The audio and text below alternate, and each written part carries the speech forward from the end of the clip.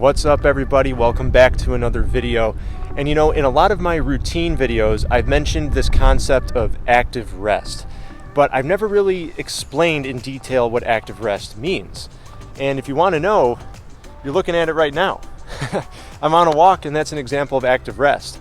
But this video is going to go into detail on what active rest is, why you want to do it, who wants to do it, and more.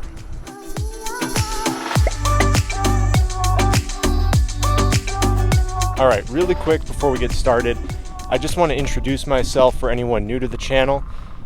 There's a woodpecker out there. My name's Ryan. I'm a certified personal trainer, and this is Minus the Gym. It's all about keeping fit and healthy at home.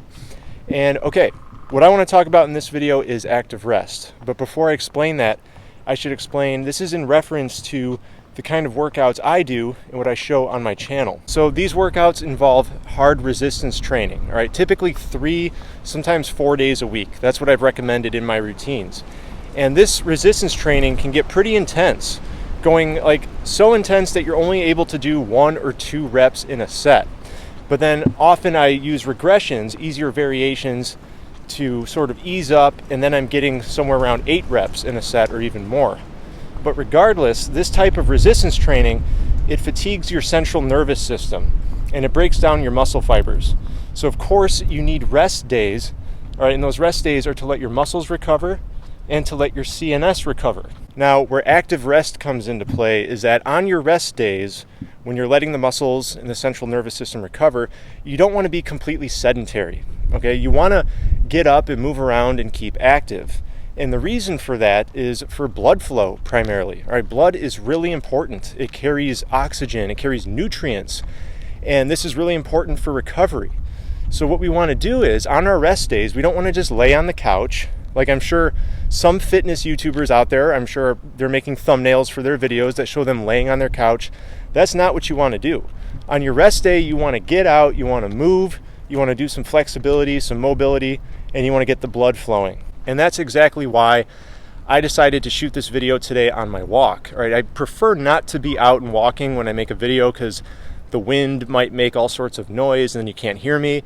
You got woodpeckers, you got chainsaws, you got kids playing. It's all lovely sounds, but I want you to be able to hear me and understand what I'm saying.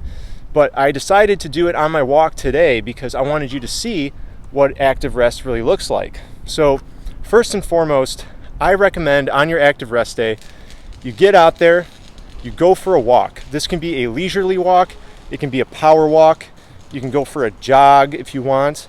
Just keep it to aerobic exercise, all right? No HIIT, no high intensity stuff, no sprinting. Save that for your training days, all right? Keep it aerobic. So like I mentioned, in addition to going for a walk or a jog and getting some aerobic training in your day, you can also do some flexibility or mobility training. And the way I like to do this, you know, I switch it up. Sometimes I'll do static stretching and I'll just focus on whatever feels tight. But other times I'll get down on the floor and I'll do some primal movement and work on that. You know, I might just work on mobility exercises that are specific to whatever I'm training for.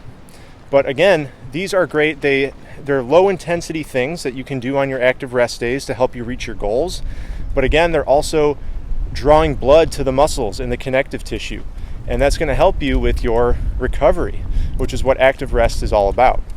Oh, and another great thing to do on your active rest days is work on any mobility dominant skills, all right? The best example, I think, being handstands. Handstands are mobility dominant because they really don't require as much strength as they require flexibility and mobility to get into a straight handstand. So if you're working on the handstand, it can be great to use your active rest days to continue working on that skill.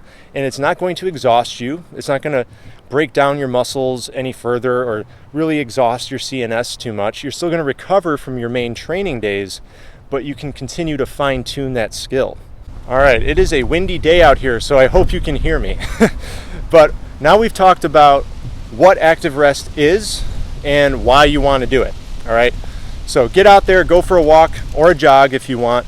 Do some stretching, some mobility work, even work on handstands and other mobility dominant skills. And you want to do this to just keep active and keep your blood flowing to help with recovery. So next we're going to talk about who wants to do this, who should use active recovery. And again, it's basically everybody who does hard resistance training.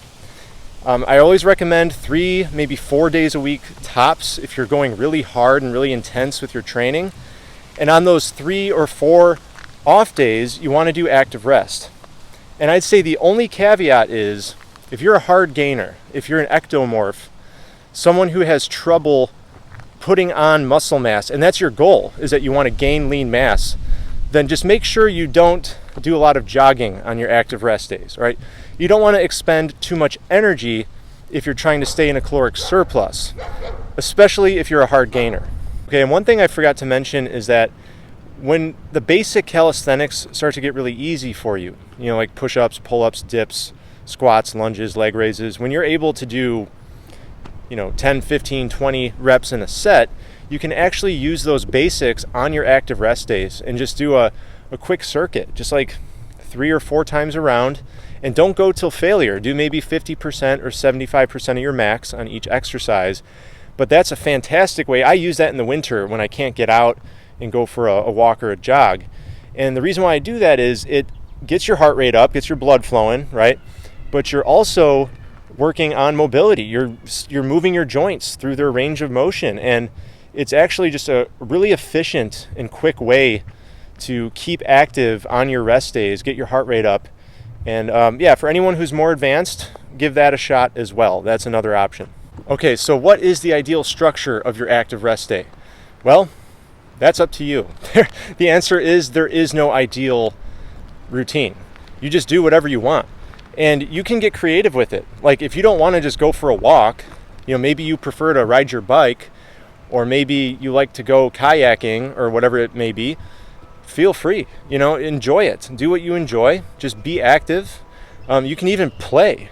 Like I play with my daughter. I have this blue gymnastics mat that I just lay down on the floor, and we'll do tumbling. And that is activity. That totally gets your blood flowing, especially at my age, as I'm approaching 40, kind of. It gets my heart rate up, and it's good activity, great for active rest. All right, so I hope this video answered for you what active rest is and how to use it. And everybody should use it. Just be careful. Remember, if you're trying to gain weight, you don't want to expend too much energy on your rest days. All right? So if I helped you out, please hit that like button. Helps me out in return. And don't forget to stick around. I've got a lot of great content planned for Minus the Gym. It's now spring. The snow has melted. I will be outside. I'll be shooting more videos, and I can't wait. So see you then.